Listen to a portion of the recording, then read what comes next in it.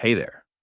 Welcome to CyberPulse by Quantum Shield, the podcast where we make cybersecurity less intimidating and a lot more exciting.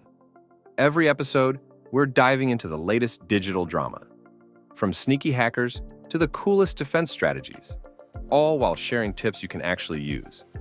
So grab a coffee, get comfy, and let's navigate this crazy digital world together.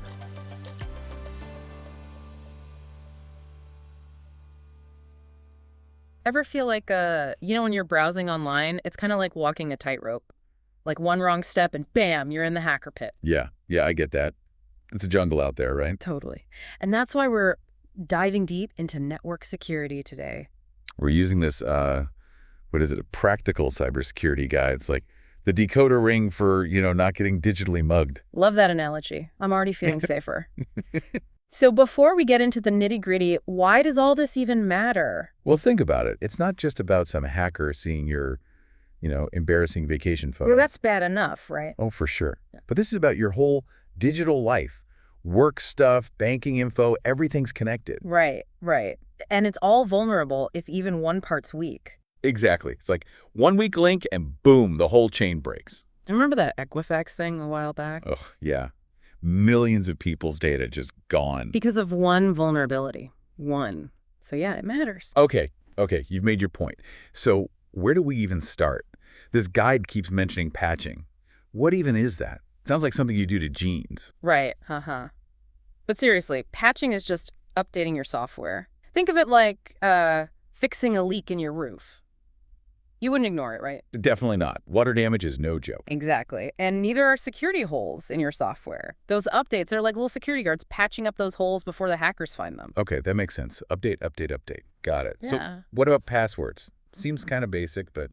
It is basic but crucial. Please tell me you're not using password 123 anywhere. I resemble that remark.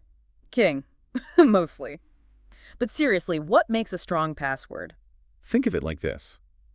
A simple lock on your door versus like a bank vault with a million tumblers. Okay, with the visual, complicated is better. Exactly. Unique passwords for every account. And if you can't remember them all, which, let's be real, who can? Use a password manager. Password manager, noted. So we've got our passwords, our software's patch. What else? The guide mentioned something about network segmentation, and it sounds kind of intimidating. It's not as scary as it sounds. Basically, it's like putting different parts of your digital life into different rooms. Work stuff here, personal stuff there. Yeah. So if someone breaks into one room, the others are still safe. Okay, so it's like damage control, basically. Smart. Exactly. You're catching on. Yeah. Well, I do try, but what about the human element? Like, even with all the best tech, can't we still mess things up? Oh, absolutely. We're all human. We make mistakes. That's why they say the weakest link in any security system is usually us. So it's not just about the tech, but about being smart, too. You got it. Think about phishing scams. Those emails that look totally legit but are actually trying to trick you.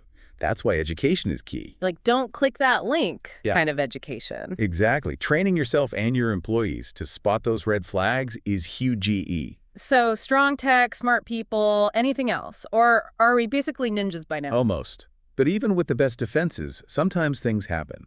Breaches, attacks, you name it.